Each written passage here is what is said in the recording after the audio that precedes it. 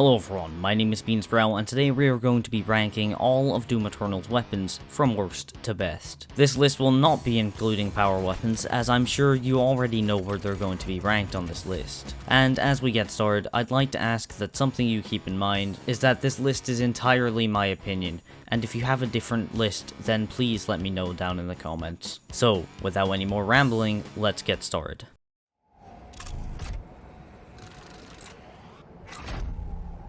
The first weapon on this list is going to be the chain gun, and yes, I can hear you asking, why would I put the chain gun at the lowest? I mean, I use the gun all the time in my videos, you would think it would be somewhat higher on the list, but the reason it is so low is because honestly, it's the most boring weapon out of them all. What I mean by this is that it doesn't really have anything all too special about it. It's a chain gun. What else is there to say? Its mods are also not that interesting, at least when compared to the others. One of them splits its barrel into 4, and it's extremely damaging, especially towards the Knight class of demon, which like I said is really cool, but it's just not as cool as the others. There is also the chain gun shield, which is hilariously overpowered in every way. Not only does it give you a bubble of invulnerability for a short time, but it also falters any demon imaginable just by dashing into them. Plus the fact you can use it to get close to a Doom Hunter and break his sled without even a scratch. And even after all those benefits, I still feel it's just kind of boring. So, let's move on to the next weapon in the list. The combat shotgun is a tricky one, because while it's very useful in a lot of situations, it just gets outclassed by most other weapons on this list. Both of its mods are great, but one of them requires you to have it fully upgraded to even be useful, and the other one just isn't as good as other options. The full auto, while being one of my favorite mods because it's literally a shotgun chain gun, just isn't that good until you have it fully upgraded with the mastery included. The unupgraded full auto is a chore to use with its slow wind up speed and how fast it chews through ammo, and the sticky bombs are basically a smaller, faster version of the Arbalist, which is a much better mod in comparison. But the sticky bombs do have the added benefit of being able to be used in quick switching combos, I guess. Now, to the next weapon. The plasma rifle is an alright weapon. It's not perfect, but I think it's a lot better than the two previous weapons on the list. Both of its mods are great at what they do and are actually interesting weapons, not only in concept but also function. The heat blast gets charged up by continuous fire. Once charged, it gives you the option to let out a powerful blast, killing or injuring any demons within its range. And better yet, once fired, any projectiles fired after this will glow red, dealing extra damage for a short amount of time. The microwave beam though, oh well, that is spicy. This one is one of my favorite mods in the entire game, and with the use of some tech discovered by Under the Mayo, you will probably see why. This thing is amazing, and it allows you to lock down an annoying enemy and set up a large folder string on some larger demons, such as the Baron of Hell. The mod also stepped into the spotlight with the introduction of the Spirit, who can only be killed by the microwave beam, as a reference to Ghostbusters. Its base fire is also very useful. I mainly use it to weaken smaller enemies to set up for a glory kill and some extra health, or to charge up my blood punch, or the hammer if I'm playing DLC. But the gun does have the downside of not having any quick switching options. The plasma rifle is good, but now we're getting into some more of the best weapons.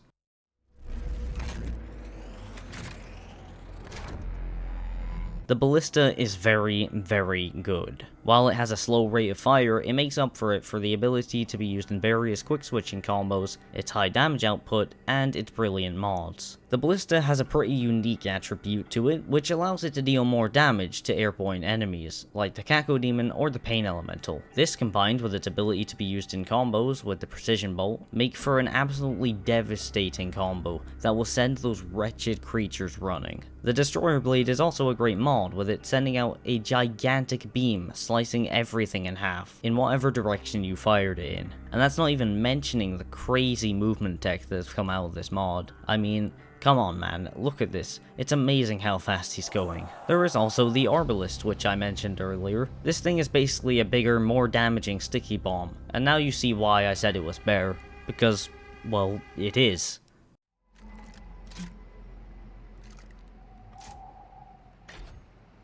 Okay, now you may be wondering why the SSG is not at the top of the list, but the reason is that while this is an amazing weapon, I just feel it lacks the diverse utility of most of the other weapons in the game. The meat hook is amazing and allows for so much aerial movement and freedom, but it's the only mod for the weapon, which yeah, it also gives back armor from dealing damage with it when you have the flaming hook perk, but that's all it really does. But it does also have the ability to be used in quick switching combos. Now, moving on.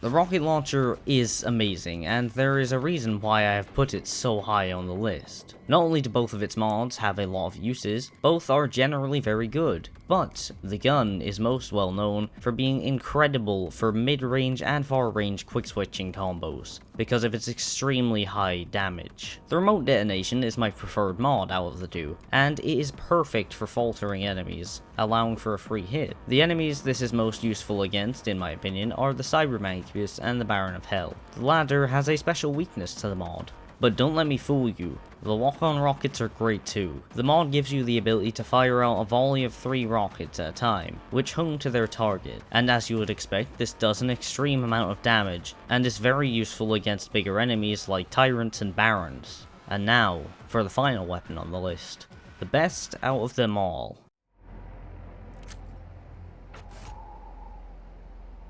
The heavy cannon is the best weapon in the entire game, in my opinion. Not because of its base fire, but because of one of its mods that I feel elevates it above the rest of the weapons. I am, of course, talking about the Precision Bolt, or PB for sure. The PB gives way for all of the amazing quick switching combos that I have been mentioning throughout the video. While on the surface it's a basic sniper scope, when you look deeper it's much more. Certain members of the Doom Eternal community managed to discover that the PB cancels the cooldown for some of the slower weapons, such as the rocket launcher, ballista, and super shotgun. And with this being discovered, we found that by firing a PB shot in between shots with the slower weapons, it would allow us to output a lot more damage than we ever thought was possible. But this also means that the other mod, the micro missiles, get slept on quite a bit, and there is no reason why you shouldn't try them out. They're great at disposing of Hell Knights, or dare I say, turning them into space dust. On top of all that, it can turn heavy demons into space dust